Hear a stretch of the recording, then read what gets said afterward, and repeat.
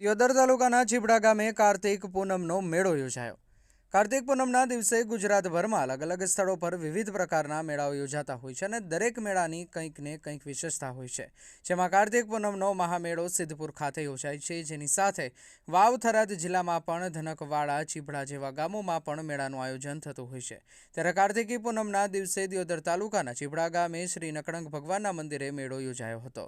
આ મેળો દર વર્ષે કાર્તિક પૂનમના દિવસે યોજવામાં આવે છે અને આ મેળો છેલ્લા કેટલાય સમયથી યોજાય છે, જેમાં ચીબડા ગામની આજુબાજુના ગામના લોકો આ મેળામાં મેળો માણવા માટે બહોળી સંખ્યામાં જોડાતા હોય છે અને આ સમયે પણ બહોળી સંખ્યામાં લોકો જોડાયા હતા। તેમજ મેળામાં બાળકો માટે અલગ અલગ રાઈડો પણ જોવા મળી હતી। મેળામાં વિવિધ પ્રકારના સ્ટોલો જેમ કે પાનના સ્ટોલ, રમકડાના સ્ટોલ, ખાણીપીણીના સ્ટોલ, રમત મીઠાઈના સ્ટોલ તેમજ અલગ અલગ પ્રકારના સ્ટોલો મેળામાં જોવા મળ્યા હતા।